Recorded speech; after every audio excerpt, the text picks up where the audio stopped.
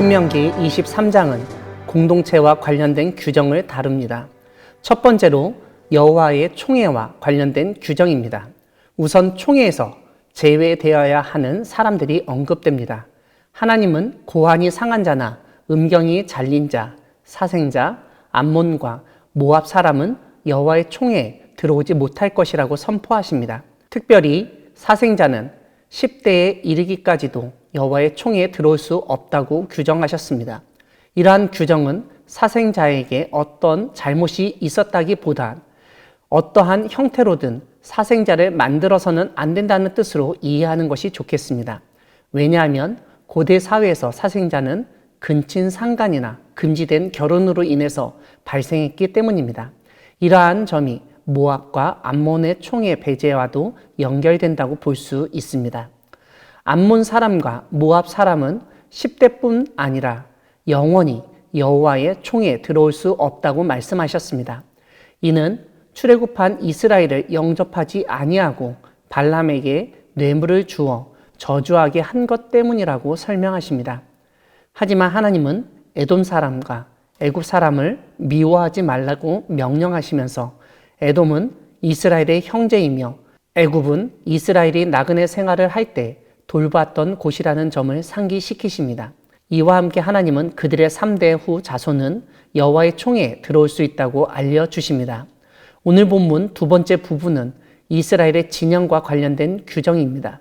하나님은 전쟁하러 출진할 때 주의해야 하는 점들을 알려주십니다. 몽설하였을 때 목욕을 해야 하며 변소를 마련해야 한다고 명령하십니다. 이렇게 해서 진영을 거룩하게 해야 한다는 것입니다.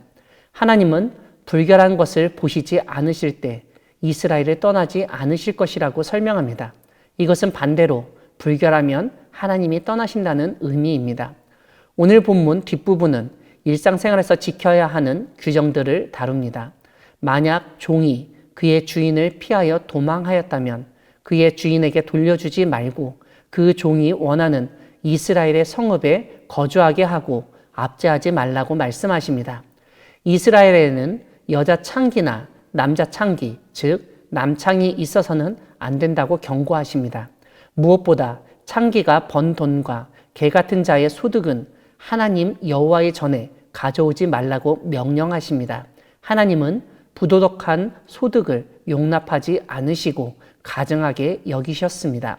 이와 함께 이스라엘의 형제 자매에게는 이자를 받지 말라고 하시면서도 타국인에게는 이자를 받아도 된다고 말씀하십니다. 이것은 가족에게는 절대로 돈을 가지고 위세를 떨거나 압제해서는 안 된다는 의미로 이해됩니다. 만약 하나님 여호와께 서원하였다면 실행해야 한다는 점을 강조하십니다. 하나님 앞에서 행한 약속은 반드시 지켜야 한다는 점을 일깨우시며 이와 함께 신뢰 사회를 만들기 위해서 필수적인 것임을 알 수 있습니다. 오늘 본문 마지막 부분은 이웃의 포도원이나 곡식밭에 들어가서 배불리 먹거나 이삭을 따도 된다고 하시지만 그릇에 담거나 낫을 데워서는 안 된다고 명령하십니다. 이것은 굶주린 나그네나 아주 가난한 사람들이 이스라엘 안에서 최소한의 생존을 할 수 있는 여건을 만들어야 함을 깨닫게 하는 말씀입니다. 다만 과도하게 욕심을 내서 다른 사람의 소유 재산에 큰 손해를 끼치는 행위를 해서는 안 된다는 점을 상기시킵니다. 사랑하는 광야교회 성도 여러분, 하나님은 공동체가 유지되도록 규정을 세우시고 지키도록 하시는 분이십니다. 오늘 본문 앞부분에 언급된 여호와의 총회는 하나님의 언약 백성인 이스라엘을 지칭하는 것으로 이해할 수 있습니다. 하나님을 섬기는 하나의 신앙 공동체입니다. 다만 단순히 이스라엘 백성이라고 부르지 않고 여호와의 총회라고 부른 이유는 이스라엘 안에 있는 수많은 사람들을 다 포함하는 것이 아니라 하나님의 언약을 제대로 지키는 온전한 사람들의 모임임을 강조하기 위한 것으로 보입니다. 하나님과의 언약이 이 총회의 기준이기 때문에 언약을 어긴 사람은 당연히 배제되고 제외될 수밖에 없습니다. 우리가 이제까지 구약의 율법서를 통해서 살펴본 것처럼 하나님의 거룩한 백성으로서 지켜야 할 하나님과의 언약 중 심각한 위반 행위를 한 사람은 총회에 들어올 수 없다고 알려줍니다. 특별히 고안이 상한 자나 음경이 잘린 자, 사생자, 암몬과 모압 사람들이 예로 제시됩니다. 고안이 상한 자나 음경이 잘린 자는 고대 사회에서 단순히 사고를 당한 사람이라고 보기보다는 생식기관을 고의로 상하게 하거나 절단한 사람을 뜻합니다. 즉, 거세한 사람을 뜻하는데 우리가 알고 있는 환관 혹은 내시를 지칭한다기보다는 고대 사회에서 이방신 숭배를 위해서 종교 의식적으로 신체에 해를 가한 사람이라고 보아야 합니다.